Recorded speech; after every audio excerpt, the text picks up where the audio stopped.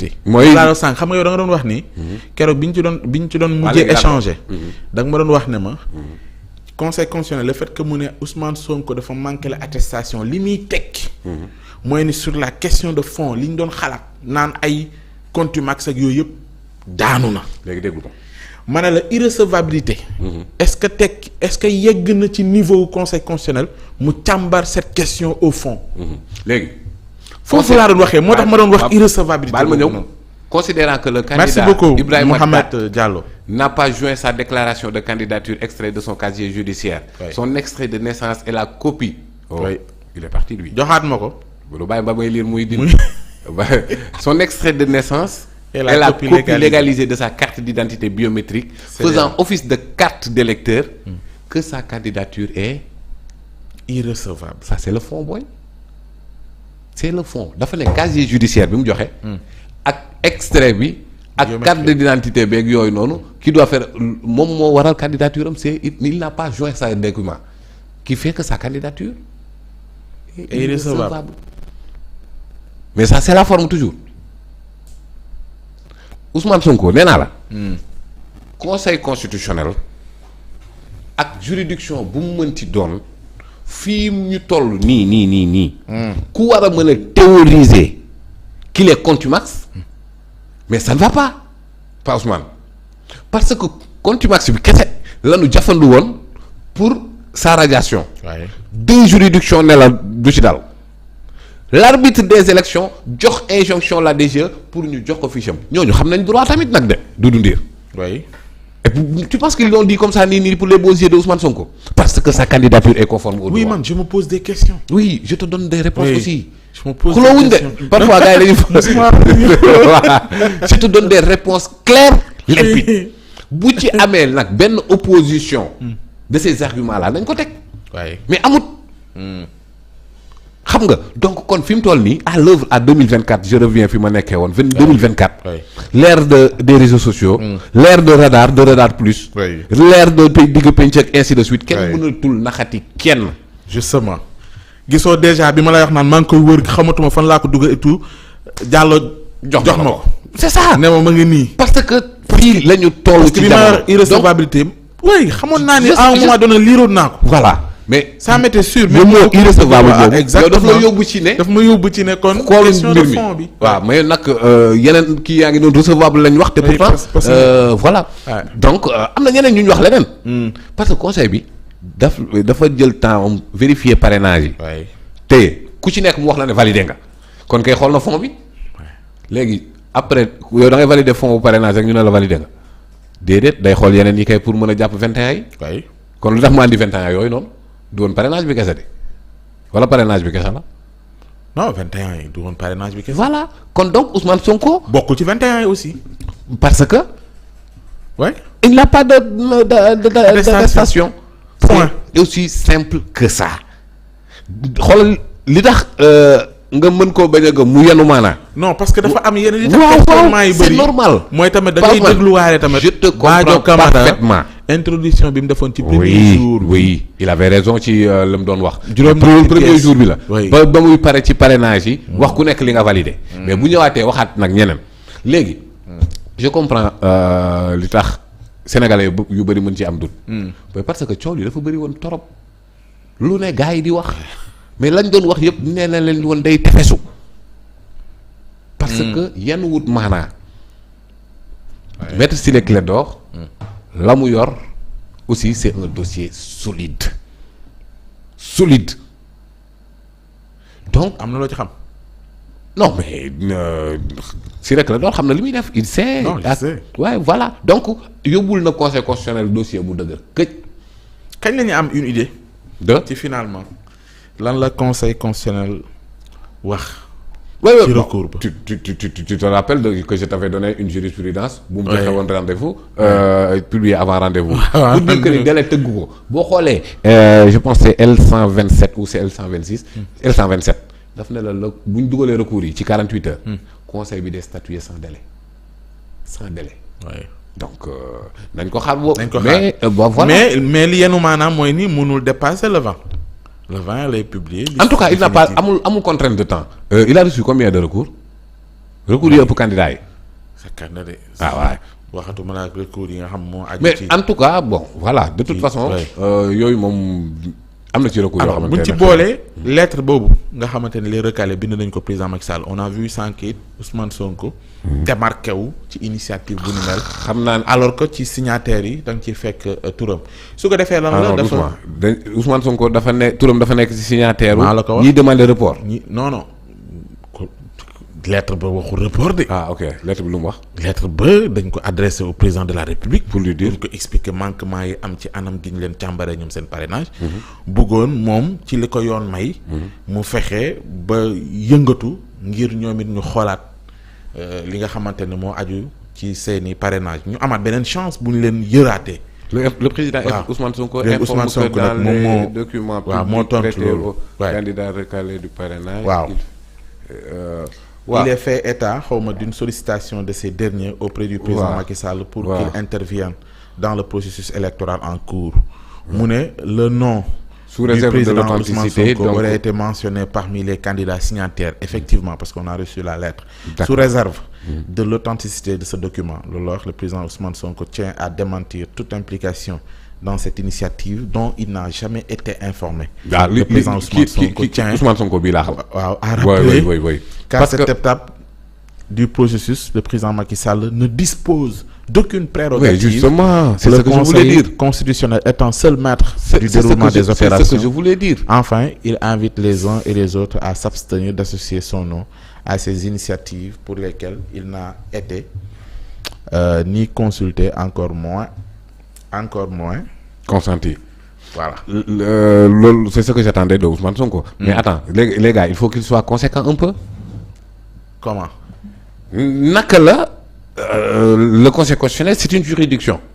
Il demandait à ce que le président chef de l'exécutif de s'immiscer dans la juridiction. Je ne dis pas qu'il ne s'y immisce pas, mais de manière souterraine pour voilà, mais ça n'a pas de sens de dire président Macky Sall dañ ko defaat luñ koy lettre bi pour lui demander quoi exactement. du moom lañ non c'est-à-dire il ne peut pas combattre pour une justice indépendante et demander au président de s'immiscer dans la justice aussi. Ce n'est pas cohérent la démarche. Excellence, Monsieur le Président de la République. Le collectif des candidats invalidés au parrainage par la commission de contrôle et de validation ad hoc mise en place par le Conseil constitutionnel dans le cadre de l'élection présidentielle du 25 février 2024 sollicite auprès de votre haute bienveillance votre concours pour le rétablissement des candidats invalidés lors du rétablir les candidats invalidés. La présente vous est adressée au regard de vos prérogatives en qualité de clé de voûte des institutions et de président du Conseil supérieur de la magistrature. Le contrôle du parrainage a permis de relever, suite aux différentes preuves présentées par une quarantaine de candidats arbitrairement invalidés, des manquements graves, notamment la non-disposition du fichier général des élections consolidées 2023 par la Sénat, la non-fiabilité, voire la non-mise à jour du fichier général des électeurs, base de contrôle des parrainages des candidats, au regard du nombre excessif de rejets, principalement constitué d'électeurs primo-votants. On a même parlé de 900 000 si c'est des calculs ci ñuy jàpp ni ay électeurs lañ mais fekk ñu leen ci li nga xamante ne mooy ci fichier bi détenteurs de leur carte d'électeur délivrée en bonne et due forme par le ministre de l'Intérieur, des parrains qui disparaissent moom laa doon sànq lors du contrôle pour certains candidats alors qu'ils étaient bel et bien enregistrés lors de l'inventaire des pièces déposées et mentionnées dans le PV du greffe du Conseil constitutionnel. Le logiciel de contrôle des parrainages qui présente des défaillances techniques sur le déversement et l'intégrité des données. Excellence, Monsieur le Président du Conseil supérieur de la magistrature, notre collectif vous saurait gré de bien vouloir user de vos prérogatives afin de rétablir absolument les candidats invalidés dans leurs droits. Le cas échéant, cela participera à la transparence et à la régularité du processus électoral dont l'objet fondamental est de garantir l'expression du libre choix pour une meilleure acceptation du choix de la majorité. Par ailleurs, cela consolidera le principe constitutionnel relatif au respect et à la reconnaissance de l'opposition comme un rouage indispensable au bon fonctionnement du mécanisme démocratique de notre pays signataires yi rek da ngay dem fekk ci ñoom ñëpp waaw di nga ci fekk ñoom Cheikh Alassane Sène ñoom Aminata Touré Assome Diatta ñoom Babacar Gueye ba ci ñu jot a sax jàll ci parrainage Bassirou Diomaye Faye Ousmane Sonko Amadou Ali Kane Cheikh Abibou Laye Dieye Cheikh Bamba Dieye ñoom El Hadj Mamadou Diawo Mohamed Fadel Koné bu Access Alpha Thiam borom téeméeri Serigne Boub Abdou Khadre Sall Déthié Fall Babacar Diop Samba Ndiaye ñoom Aïssatou Mbodj Mansour Ndiaye Cheikh Dieng Amsatou Sow Sidibé Mamadou Diop Decroix Malick Gakou Thierno Alassane Sall Jean-Baptiste Diouf Mbacké Sarr voilà dañoo sakkan. waaw nañ loolu. léegi xam nga Moustapha Ndir boo ba nga waxee ba nga liiree ne président na leen rétablir ca laa la gëj a déglu.